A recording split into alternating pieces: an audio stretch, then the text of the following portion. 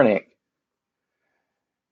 This time I have managed to set this game for a windowed presentation, which you won't see on the stream, but it does mean that I'll be able to see the chat if anyone cares to join me. Um,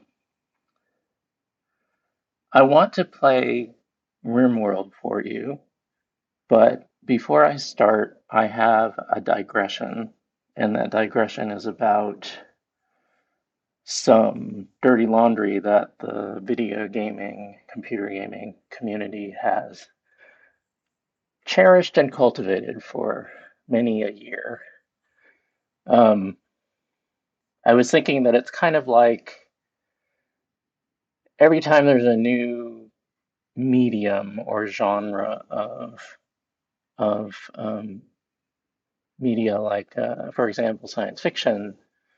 When that was new, people saw a lot of potential for self-expression, for talking about new ideas, and exploring new concepts of how we might live, how we might communicate with each other, how we might live with each other, how we might find new communities and new experiences and um, new connections. And all of that was certainly possible.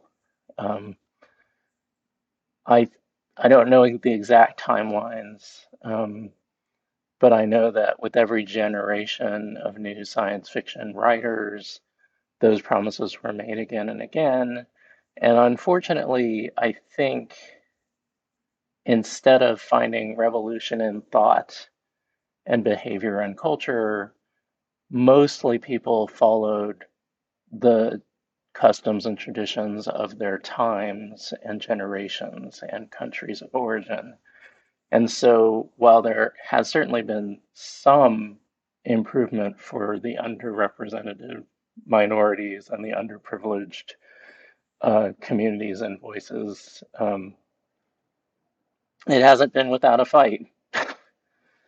So, nowadays in science fiction, there's still a lot of privileged white men and masculine people writing science fiction who are pretty obnoxious about their thoughts and feelings about representation and how it doesn't really matter, and all the while ignoring the very loud and very repeated voices of people who are actually impacted by representation and by equity and access and opportunity, saying that very much it does matter to increase representation and to increase opportunity and to increase diversity and to um,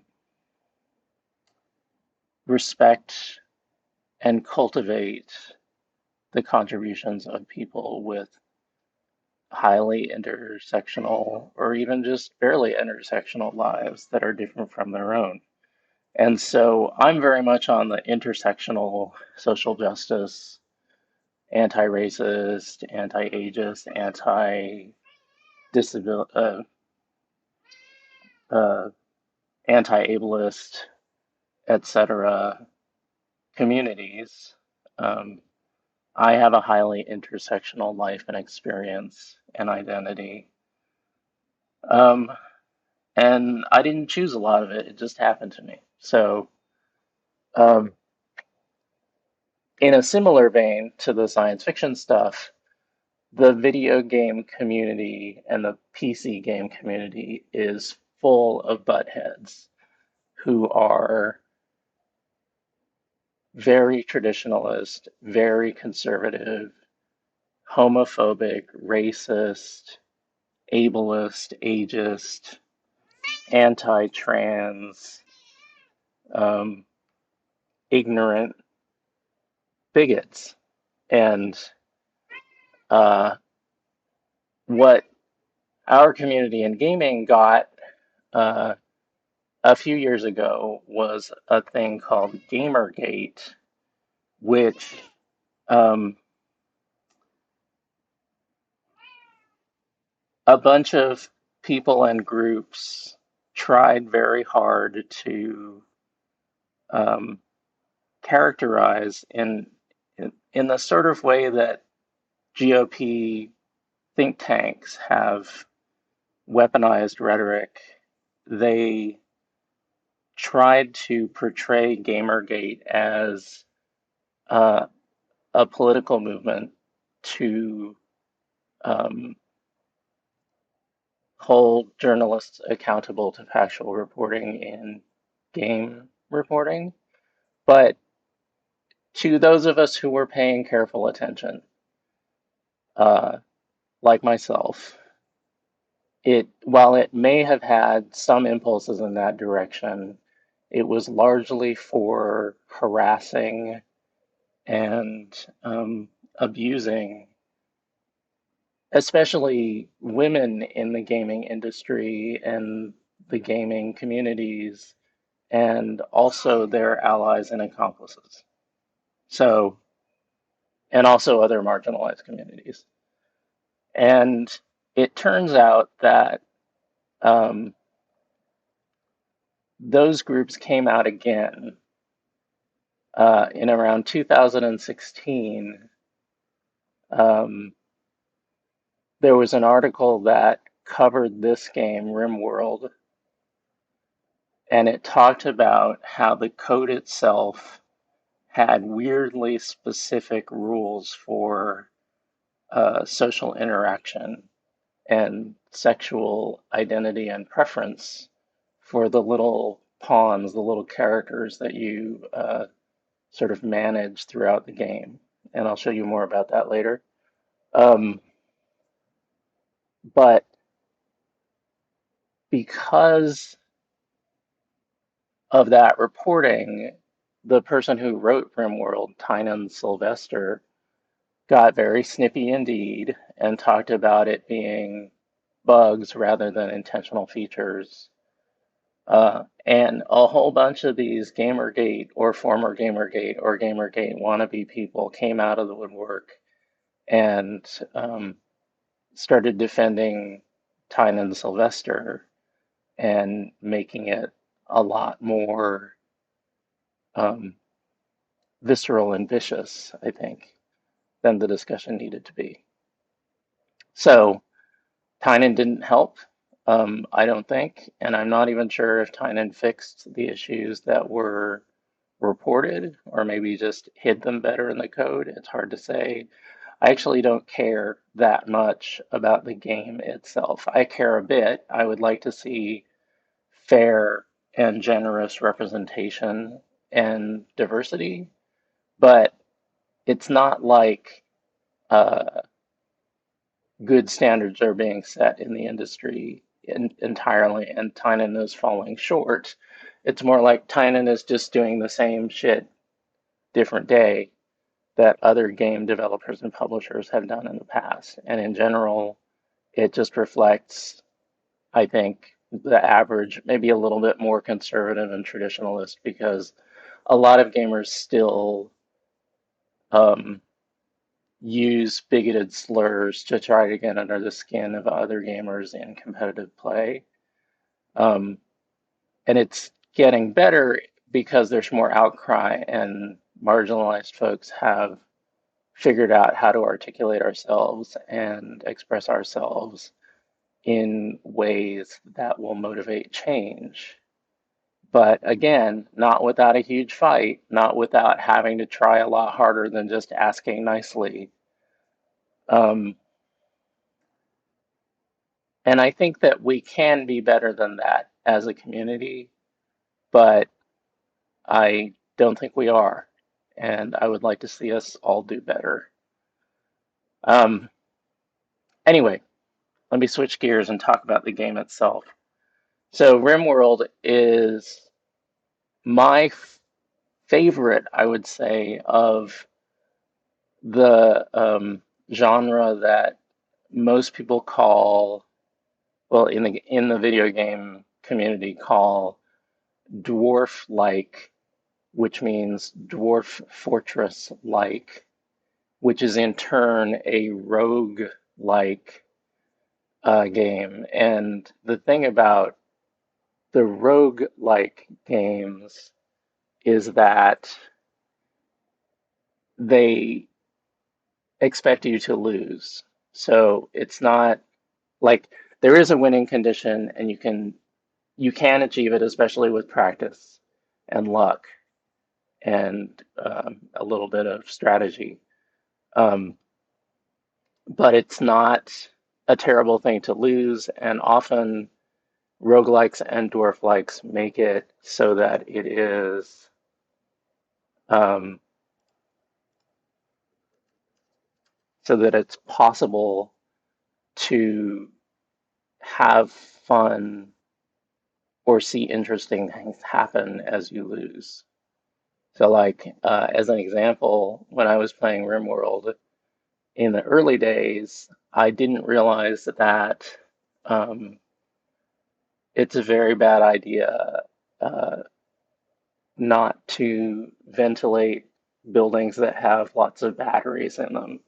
And the reason that's a very bad idea is that by default, your uh, space colony people will go into a building that's on fire and try to put it out. But it turns out that battery fires burn extremely hot. And so what happens is everybody rushes into the unventilated building that's on fire, and then they pass out due to heat stroke, and your entire colony dies because they all get burned up because they were passed out due to heat stroke and then they burned up.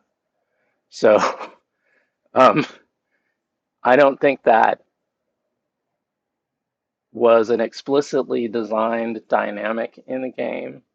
Maybe it was later after it happened to people developing it, but it sort of just um, it sort of was evoked or evolved out of the conditions of the game.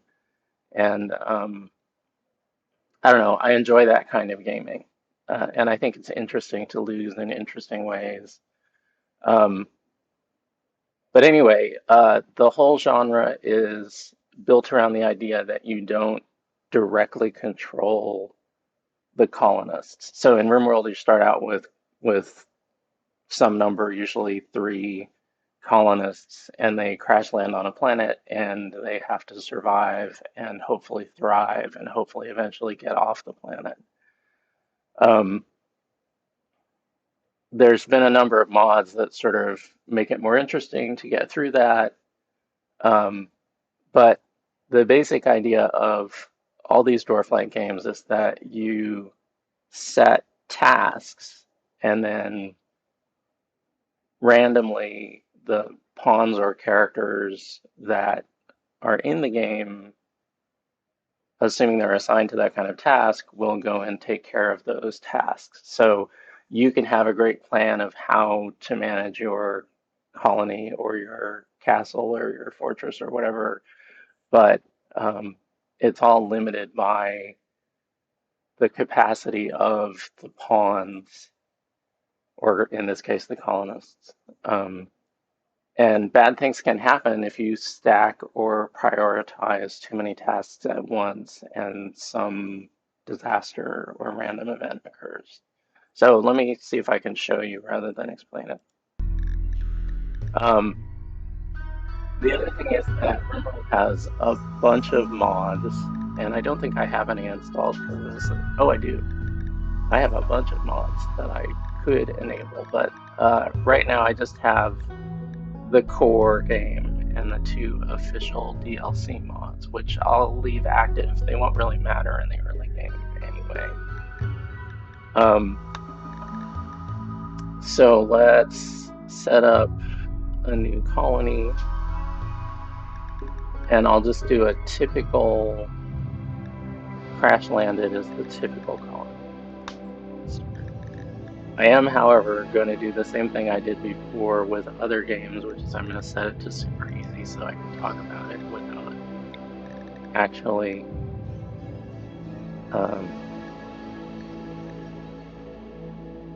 dying early.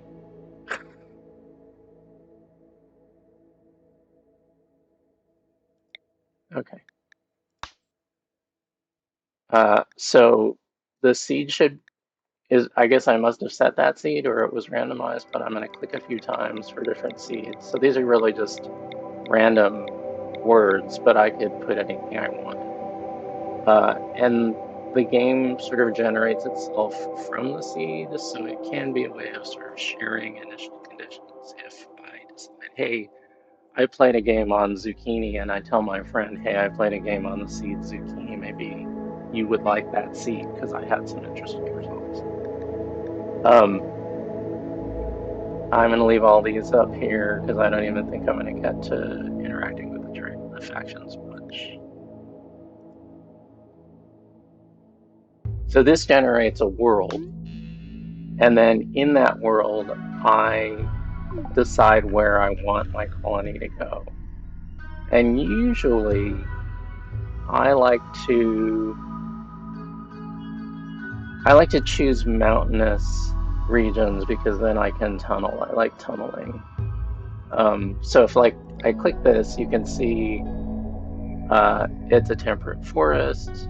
It's impassable, so I can't actually go there. But you can see, anyway, let's look at one that's mountainous instead. All right, this is mountainous. I may not actually pick this one, but let's look at it for a second. So it's a temperate forest, which is the sort of greenness surrounding the area. It has a certain amount of movement difficulty. It has a certain number of stone types. Elevation sort of affects the other environmental factors.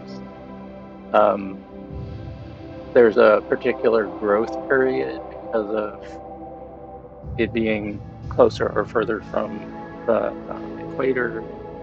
There's a certain amount of rainfall. You can sustain yourself from foraging. There's a frequency of disease and so on. There's caves, which means that there may be certain things that you encounter in certain. This one. What is this? Oh, right. No.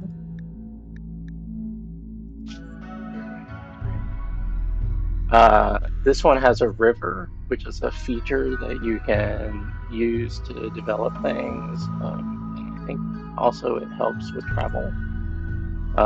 The other things that help with travel are roads, these things. And sometimes they're dirt and sometimes they're paved. That can help later in the game when you do trading. And raids and exploring and other kinds of activities. And then the other thing to know about when planning for the later game is that you might want to look for an area where your neighbors are neutral instead of hostile. So you can see these different settlements have different attitudes towards you.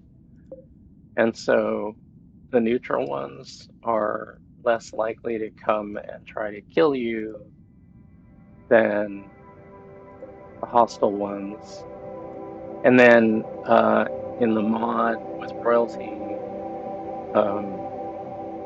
the empire settlements are neutral and they also require you to develop royalty in your settlement before they'll talk to you.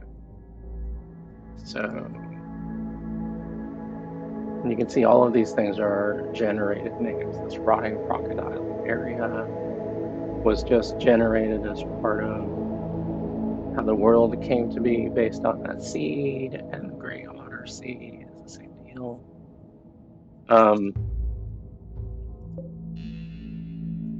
This got crossbow too. All right, and then so let me zoom out again. So I'm all the way out here, but I'm closer to the equator down here. So let's actually look at one of these rainforest X's.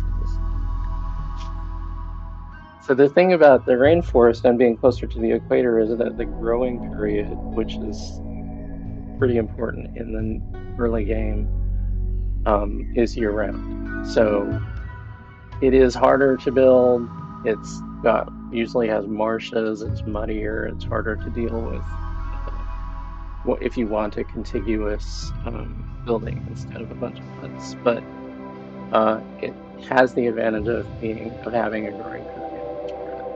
So you can also do a temperate forest that's near the equator. So there's a host of functions. All right, so I'm actually going to go. I think I'll just do flat. I want flat. I sort of want to show you like everything, but I think I'll just perhaps do. Yeah, let's do this one. So this has got large hills and it's near a river and a road, but it's not actually, it doesn't have either within it. So we'll choose that one. All right. Advanced lets me set size and season. I'm going to keep it with medium.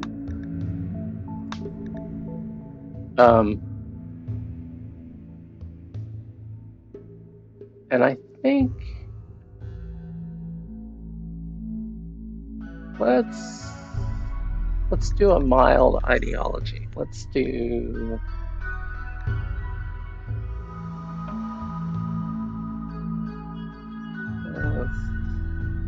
let's do this. Looks like fun. Let's do Unity family.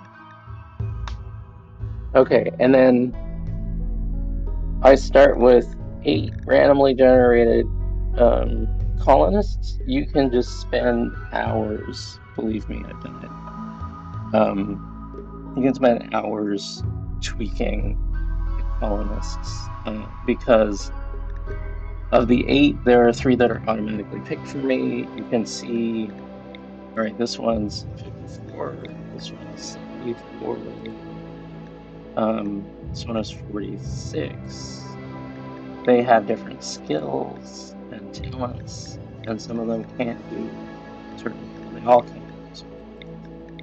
So Ernest here is very good at shooting, and the flames mean that he has a passion for it, which means he's likely to learn more quickly how to shoot and get better and better at it.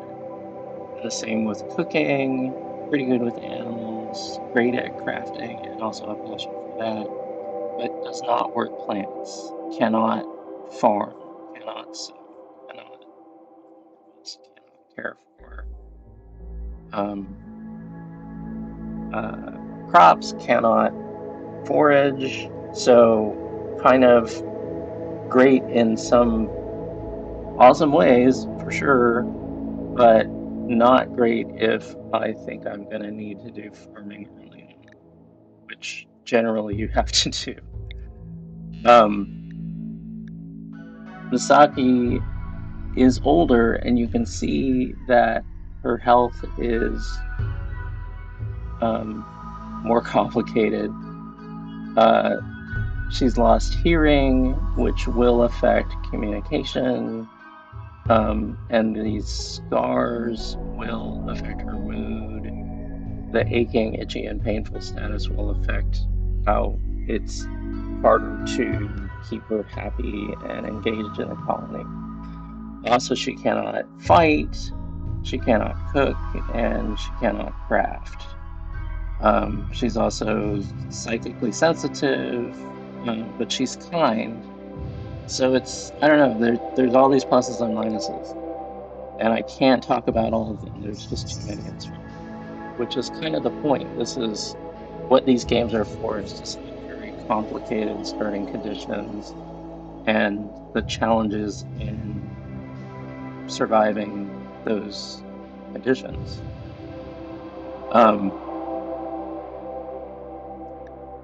So similar issues, younger,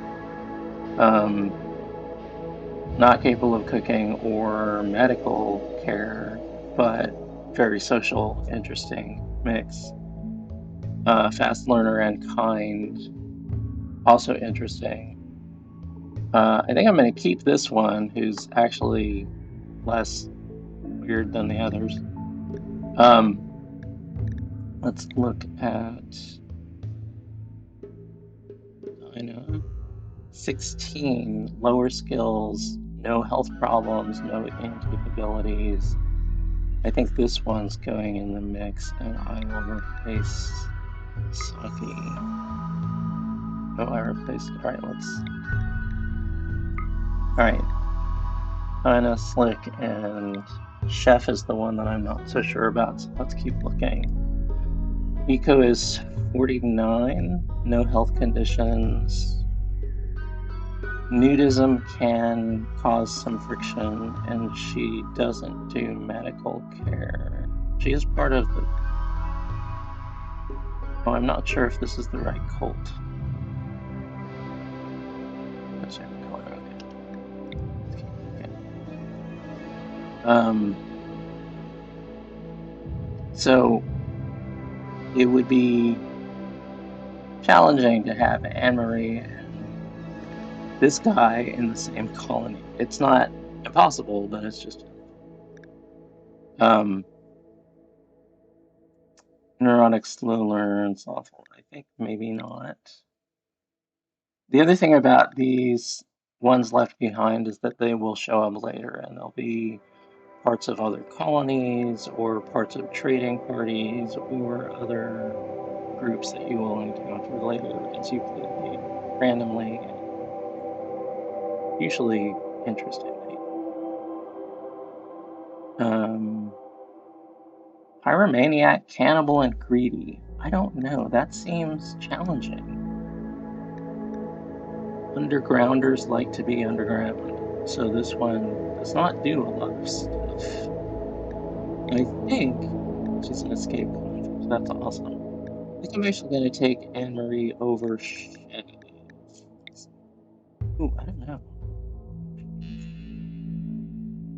No. I think I will take Chef. He's a psychopath, but that's okay. Lots of people I know are psychopaths.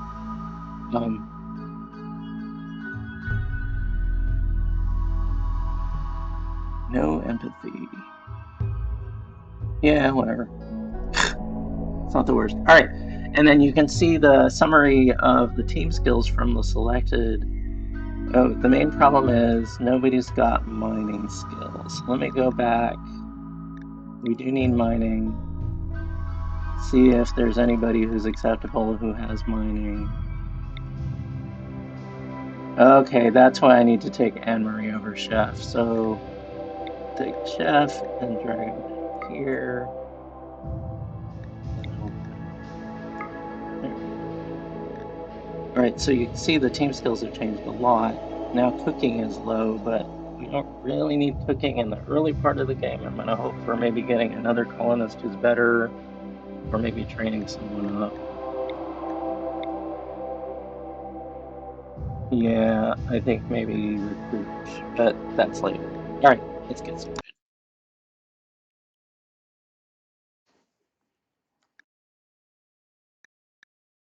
Wait, blah, blah, blah. All right, so when you click OK, you're actually not on the planet yet.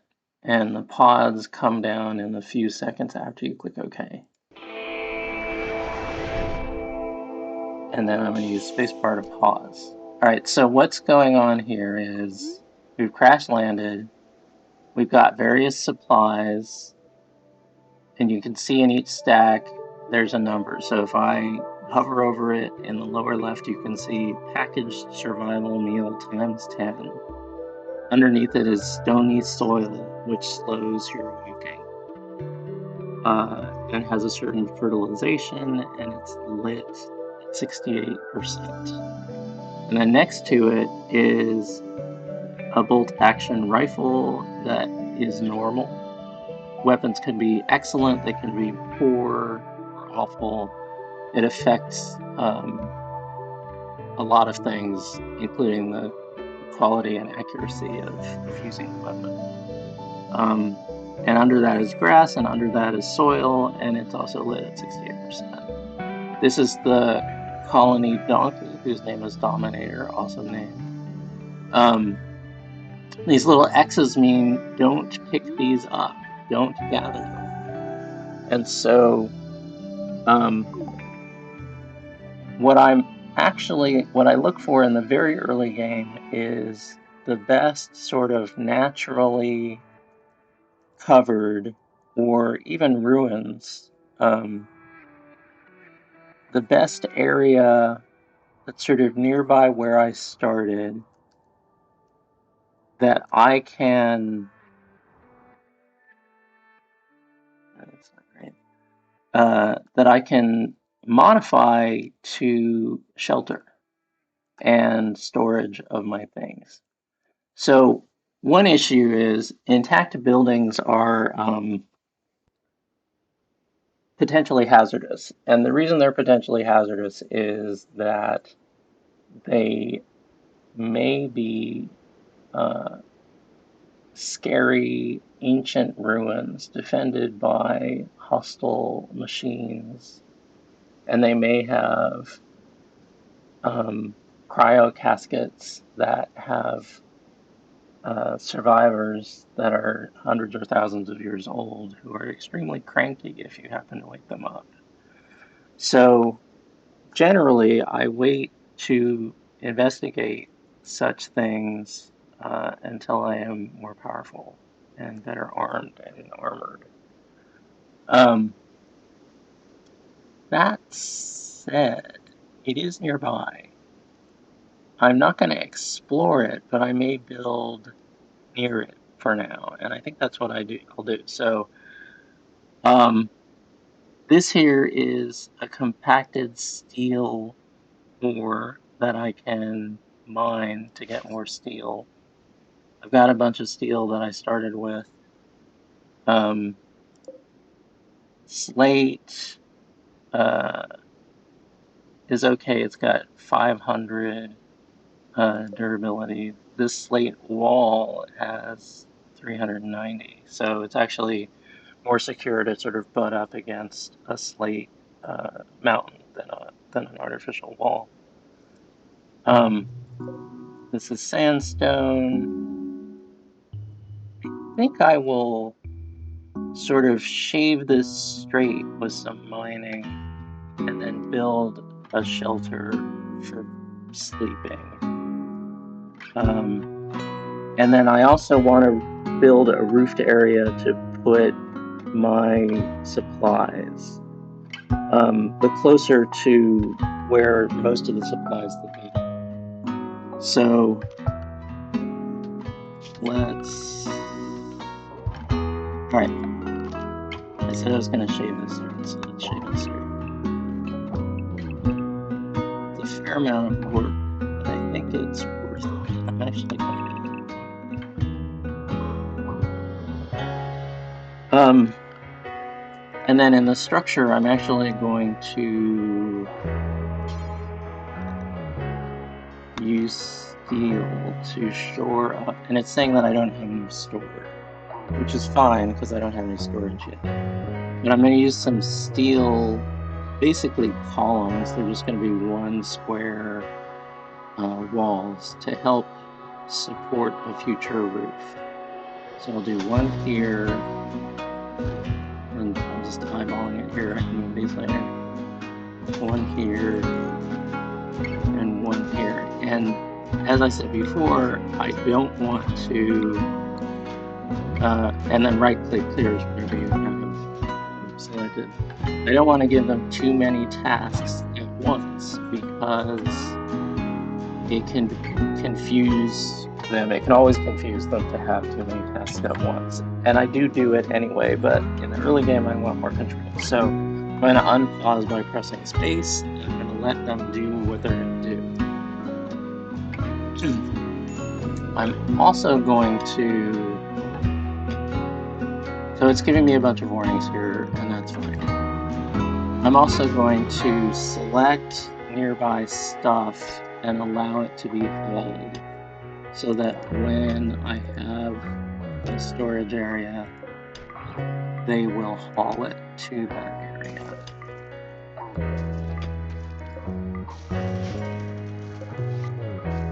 And the other building material I should consider using is wood.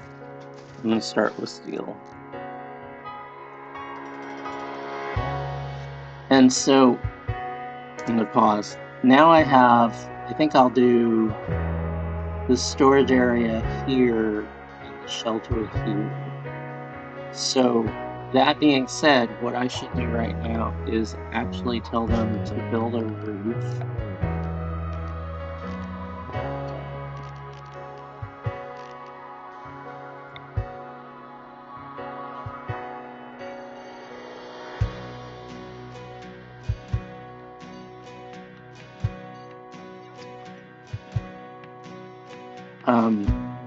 Which they can do without additional walls. The roofs extend over a certain distance, and you get a sense for how far as you play. And I hope that I am, for instance. If I don't, then there might be a roof collapse, which could cause damage to colonists. It looks like things are.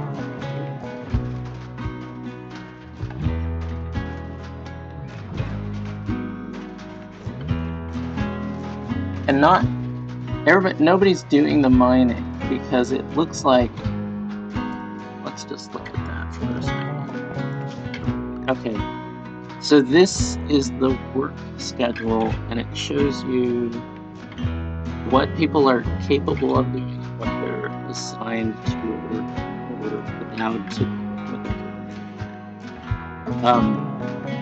do. You can see there's only one person who can mine, and it's the same person who can construct. So that's Anne-Marie, and she was busy building the roof. So now that she's done building the roof, she will probably start mining. The other thing I notice is that there's only two people. Hauling is what it takes to get things from the outdoors to the covered stockpile.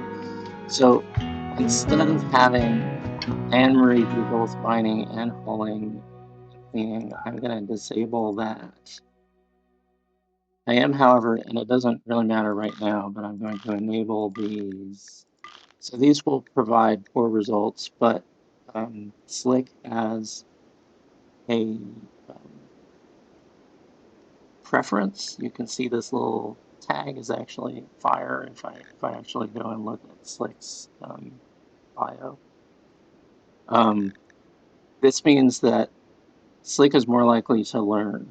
So even though the quality of stuff that they make is going to be bad to start, they'll probably learn and get better. And in the same vein, I'm going to give Anne-Marie hunting.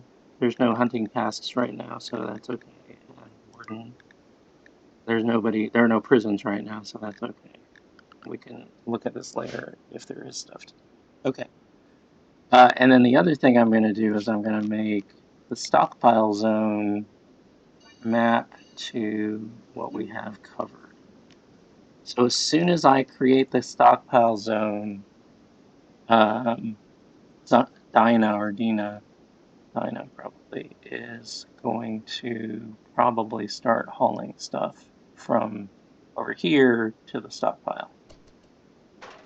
Maybe not quite as soon as I want. There we go.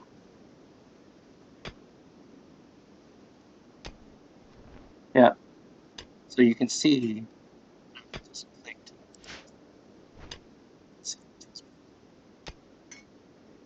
Still dropping it down into the stockpile.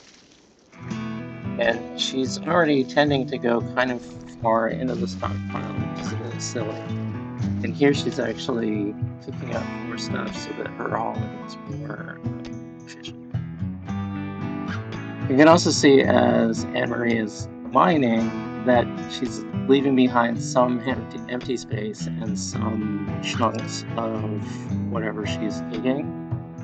So I can immediately use the empty space.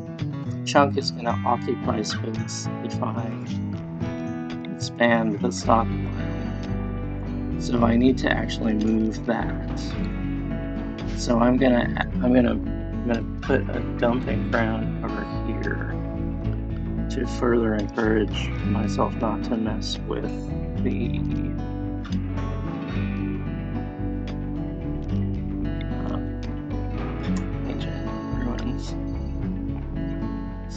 bigger than I need. So now that I've set up a dumping stockpile, I can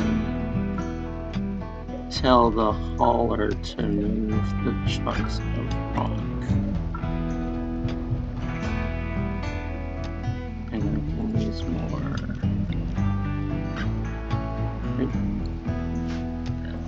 Separate one. That was bad.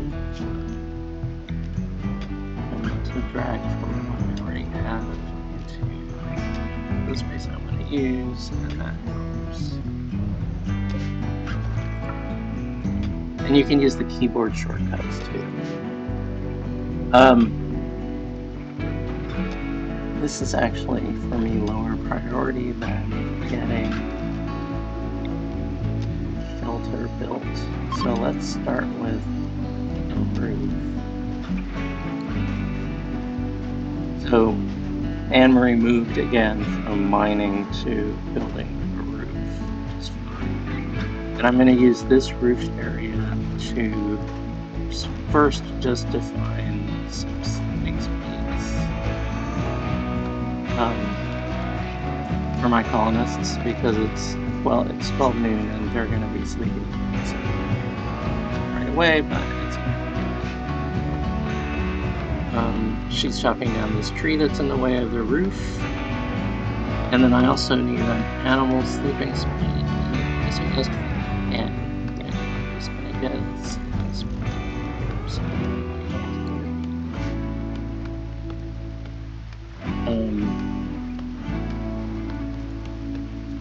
You can also see the rain is falling where there isn't a roof. So that's important to keep in mind. If somebody sleeps in that sleeping space right now, they'll get wet and grumpy. That will affect them.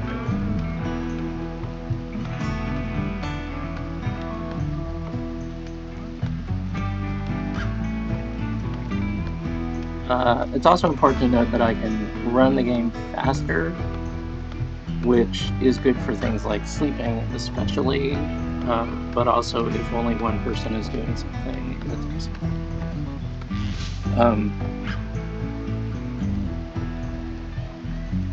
and Marie is hungry, so she's eating. The others will probably eat too. And in a more advanced colony, you would have a table, and tables help mood because colonists don't like to eat on the ground. Look, Dinah just picked up some armor, so I didn't have to tell her to do that, she just did it. It's possible that somebody's going to put some pants on, I'm not sure. Although I think I selected one of them as a nudist, so it's hard to say. And I want to look at these. So there's a hat, or a helmet? Flak helmet. And it's deteriorating because it's unroofed and outdoors, but it's only deteriorated 4 points, so I'm not too worried about that, especially in the early part of the game. The other things that deteriorate are components, but metal does not. Wood does. Again, metal does not. And you can even prioritize what kinds of things the haulers haul.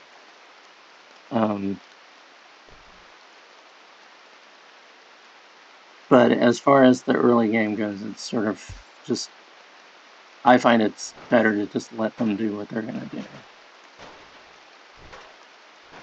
But you can definitely micromanage if that's something that you want to do. Alright, so the roof for the shelter area is up, which is good, and Anne-Marie's returned to mining, which is good.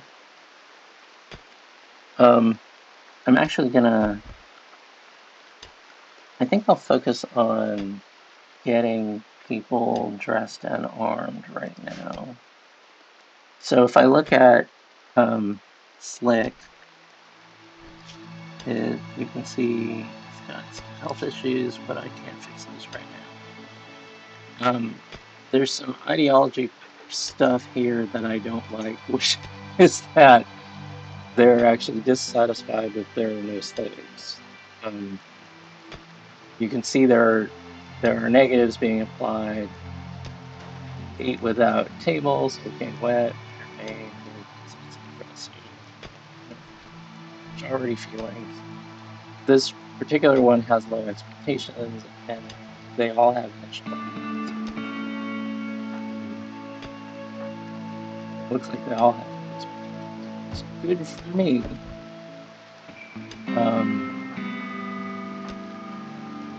We'll see if we can't convert them away from the dutiful cult. Although, since there's two dutiful cult people, it's possible that the one who's not will become. It's awesome. It's great.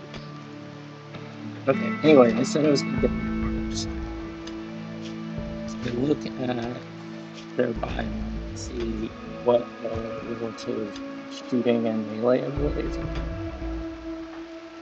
I tend to like to give the best shooter a bolt-action rifle, which I think is this. So I've got him selected. I'm going to right-click the bolt-action rifle and say equip. The second best shooter, I want to give them the pistol, the revolver, and then Dinah is just getting a plastic knife. And then I guess since she's the least combat capable, where did that flag helmet go? It's hard to see. Is she already wearing it? Oh, she's already wearing it. Okay. So, just gonna go out our business. I feel like somebody is not wearing pants. Let me just see if I can figure that out. Alright. This one is wearing flak pants and a shirt.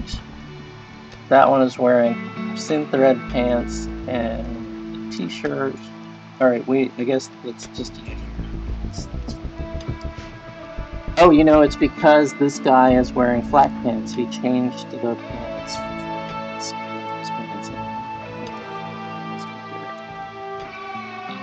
Okay, so everybody's armed. Dina's out here continuing to pile up the stockpile. We have a fair amount of steel, so I think I'm actually going to complete some walls and maybe build a building.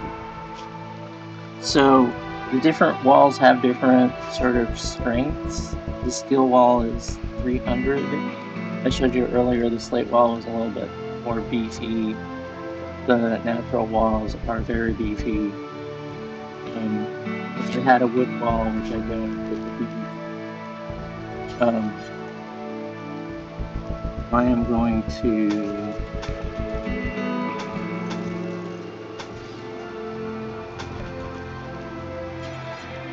and put a door that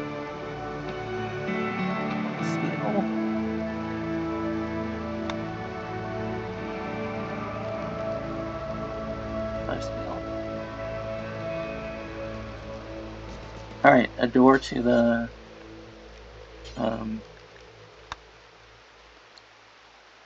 stockpile. The stockpile needs to be a little bit more expanded since we mined out some more area. Now everybody's sleeping. So I told you about changing the times, the passing of time. I'm going to triple this so that the sleeping time, which actually let me show you that, the schedule. So sleeping is likely to go until 6 a.m. right now. And you can tweak the schedule too, but it's usually smarter to do that when you have more colonists and hats distributed to more colonists of different talents.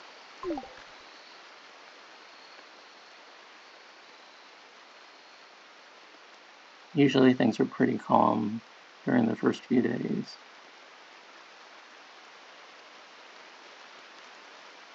And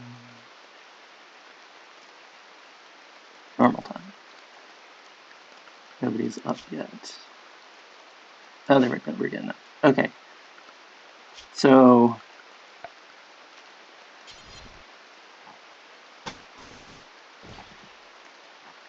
give a little bit of security.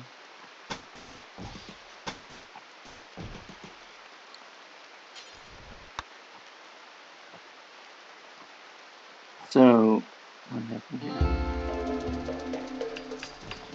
Oh, I guess I didn't click. Okay.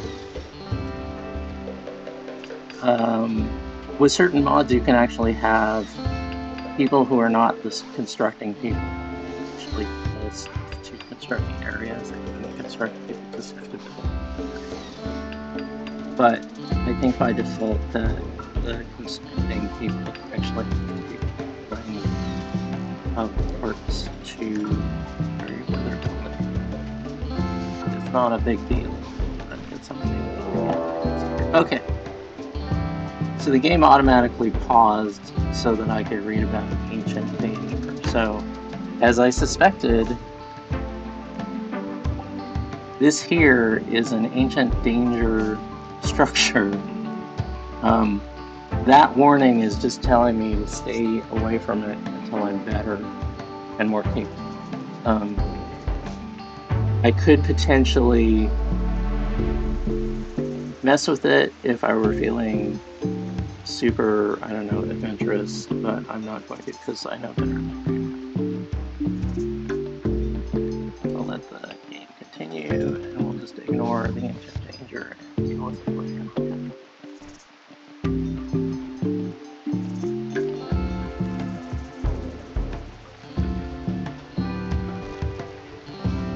The other thing that I should be doing, actually, let me pause and do that. I need to designate a farm area, and I need to get some food growing because the survival meal will not last forever.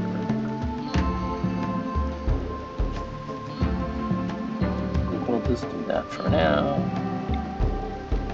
And then I'll select it, and do I want potato? I think I want corn, because I believe it is sugar. And I think there's like one.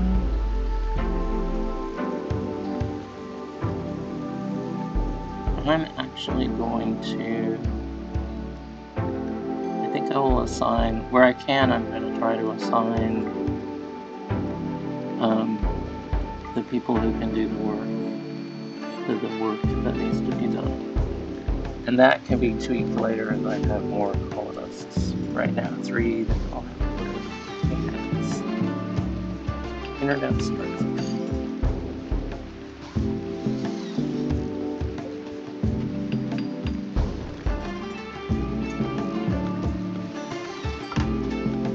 You can see here, there's a chunk of steel. That's because Anne-Marie failed in constructing. She was reusing steel that looks like before. Try this again. And then the other thing that we need is light, because they actually complained about that earlier.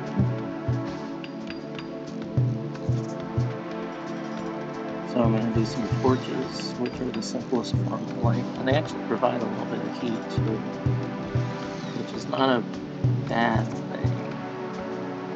I think 18C is a good form. Actually, I'm going to put a couple in the storage area just so that I can see. So the thing about the torches is that they have pre-construction function. They provide sort of light and safety, and when they get exhausted, the colonists go around and refuel.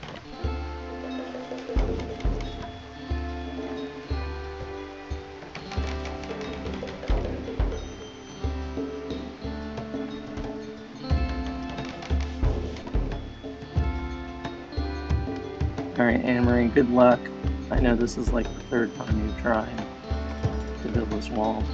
Yay! You built the wall! Okay.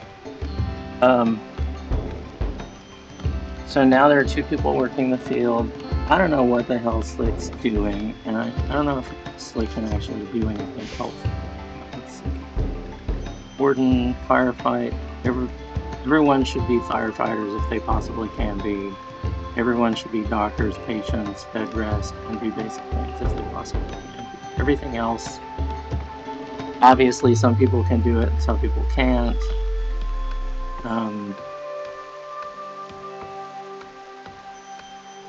I think I'm going to keep Anne-Marie off of polyethylene still. Yeah, these red boxes around things are not great, but unfortunately that's all we have for a couple of these skills is somebody who's not great versus somebody who just can't do it. Oh, and I was looking, so Slick can hunt. He's got a rifle. Maybe I'll assign some hunting so that at least he does something. So let's zoom out here and find some creatures, or we can use wildlife. All right. So we have, so mega sloths are not good. You want more advanced weaponry to take on a mega sloth. Wargs as well. But bucks, I mean, it's not like it's completely awesome. They will fight back. And I think on that note, maybe not the wild boars. But I think, and the other thing is I should probably not slaughter every single one. So let's make sure there are mating pairs where we can. So no alpacas. I've selected the opposite there. Okay. Leaving the wild boars alone. Gazelles. And I've done it again. Look at me. Alright. Turkeys. Nope. There's been some killing. Which reminds me I should...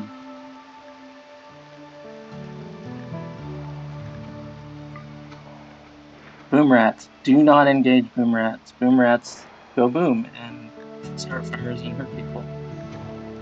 Honestly, if I were a better animal rights person, I would be like, good for them.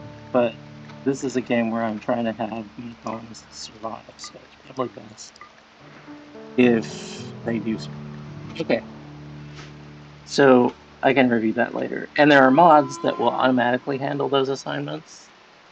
So the other thing that I need to do, since I've got a hunter now, is I need to build, and it's on me to stop streaming as I'm playing this game, because it's an endless list of tasks, which is awesome if you want that sort of thing, but it is not great for if you're bad at time management and you need help scheduling. Anyway, I'm going to make a steel? Yeah, let's do a steel butcher's table. And you do Q and E to rotate, so I'm going to put it right here. So Anne-Marie needs to build it, but as soon as it's built, the animals that Slick has gone around killing can be butchered into meat, which there are some risks to eating raw meat, of course, as you might expect. And the dude is like shooting walls here because I guess he's not as good a shot as I'd hope.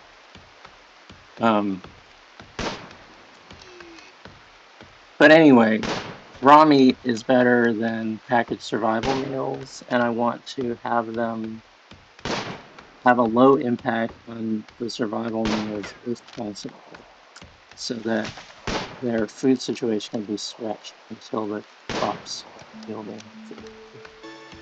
So that's, I mean, that's kind of like, so I'm setting the management priorities and I'm telling them who can do what general tasks, but they select the next priority based on sort of when I assigned it and its priority from left to right in the work.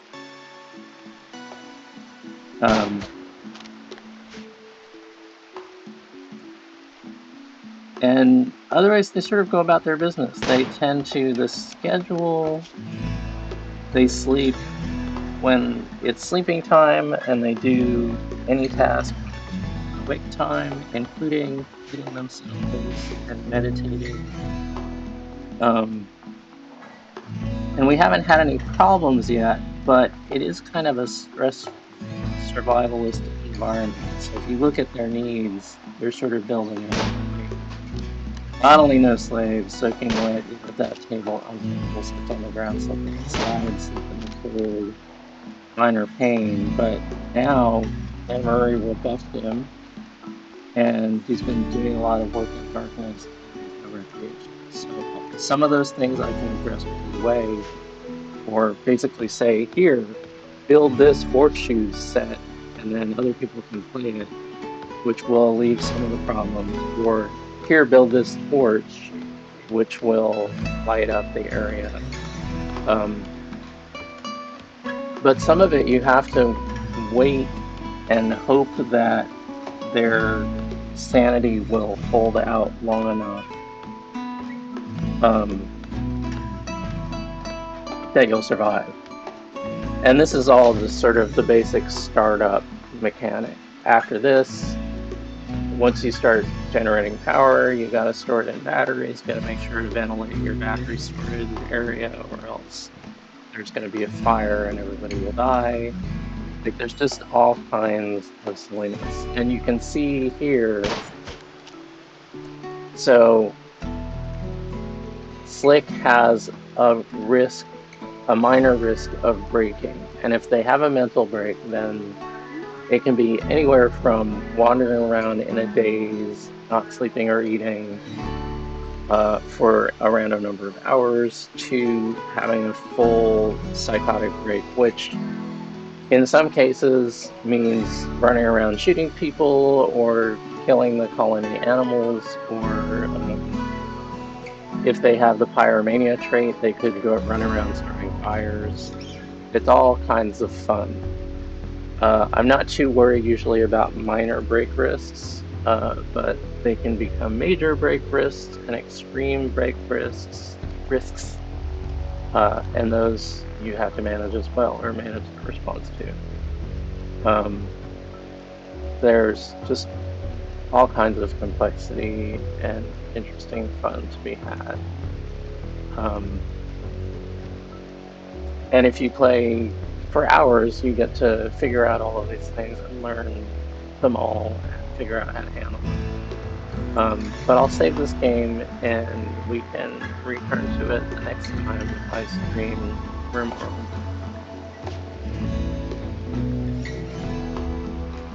Alright, so this is, let's see,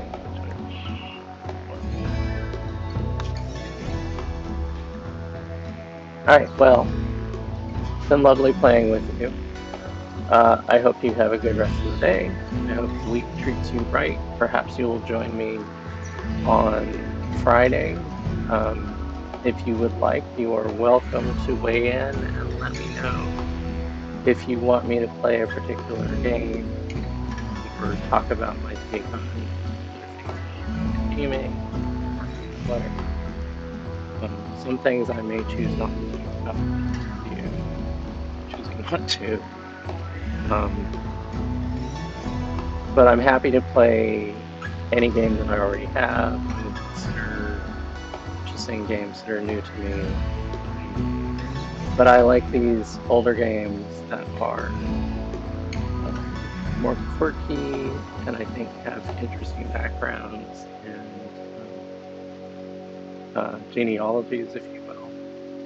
I like to talk about where they came from in the world and what they were derived from and how they work. So if you've got any interesting suggestions in that regard, let me know. And I'm also happy to revisit games that I've already played and continue playing them. So uh, if you've enjoyed the content, please follow me on Twitch. Please like and subscribe on YouTube. My schedule is Monday, Wednesday, Friday at 8 a.m. Pacific time for about an hour. And I would love the views. I'd love to have some interaction. I'd love to chat. I'd love to read comments and reply to them. Let's just have fun. Um, anyway, take good care and have a good one.